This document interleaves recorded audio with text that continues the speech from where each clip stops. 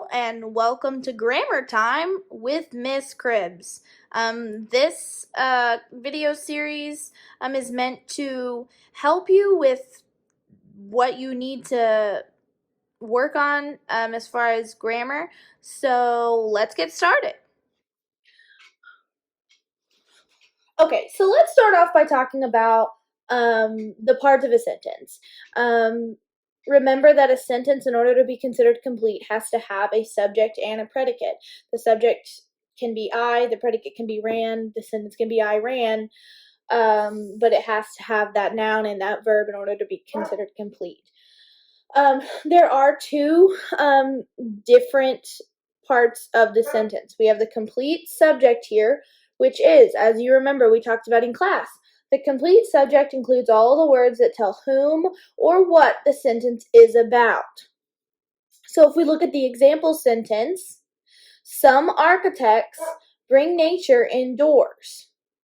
So when we're talking about who is the sentence talking about? They're talking about the architects. And of course, when we're talking about the complete subject, it has to have all of the words, all of the adjectives. So some architects, this is your complete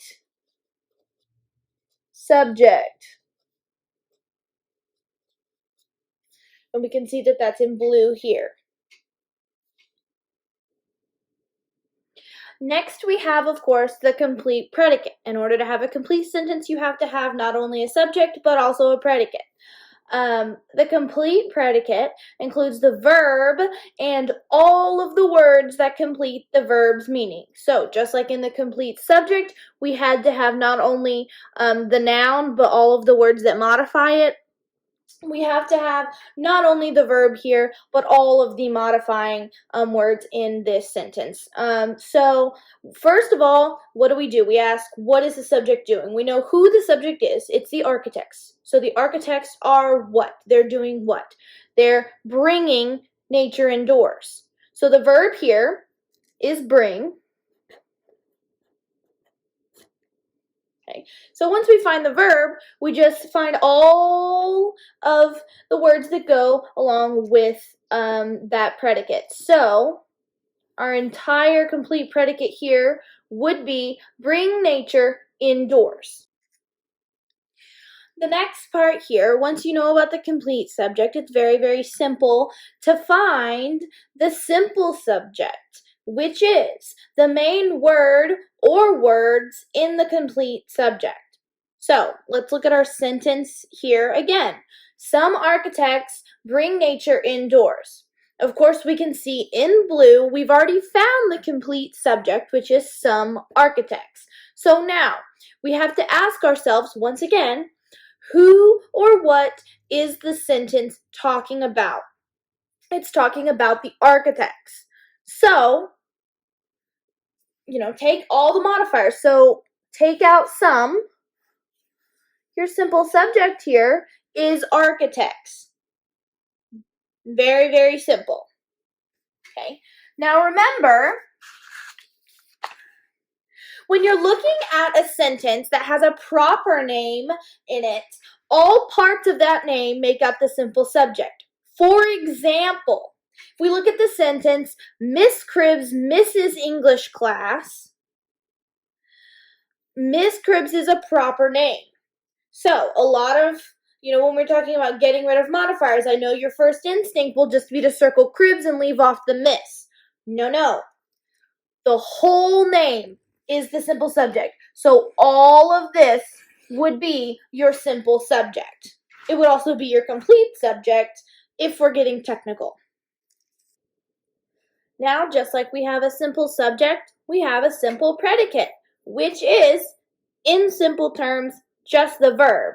So it's the main word or words in the complete predicate. So again, the verb. If you can find the verb in this sentence, you can find the simple predicate. So our complete predicate in this sentence, some architects bring nature indoors. Our complete predicate was bring nature indoors. So we had already found the verb when we were looking for the complete subject, which is bring. So our simple predicate in this instance is just the verb, which is bring.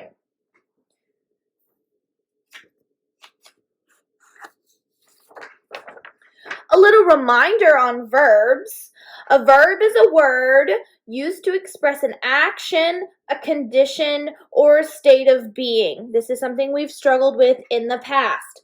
It's not just what is someone doing, it's what is it. So a linking verb tells what the subject is. That's that condition or state of being. And of course, an action verb tells what the subject does, even when the action cannot be seen. Some examples. Pioneers made sod bricks. Our verb here in this sentence is made. This is an action you can see. You can see them making the sod bricks. They wanted a sturdy home. This is still an action, but you cannot see someone wanting something. Okay, but it is still an action. Sod houses stayed cool in hot weather. Now, this is a state of being or condition. Therefore, it is linking. It is not an action, it is linking. So, these are 3 examples of the 3 different types of verbs here.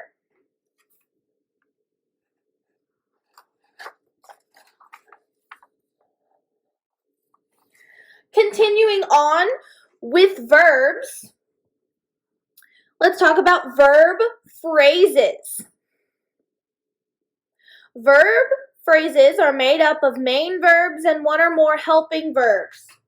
So, let's look at our example sentence here. A smart house may cook your food for you. Now, first step, we always look for the verb. If we're looking for the verb,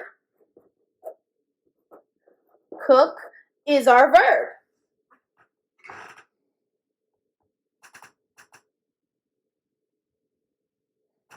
That is our main verb. Now, we have to ask ourselves, okay, what is helping this main verb out here in order to make sure that this sentence makes sense? Okay, so because if we didn't have this helping verb, it would say, a smart house cook your food for you.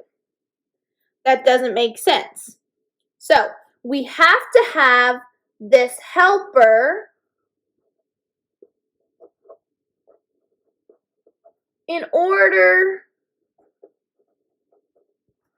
to have the sentence make sense.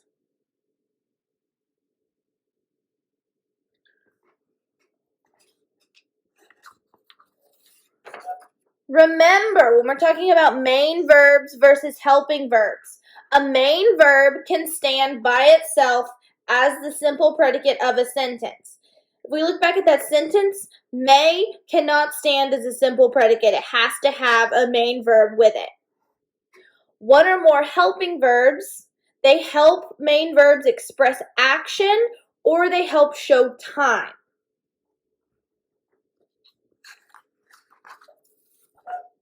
Some examples here.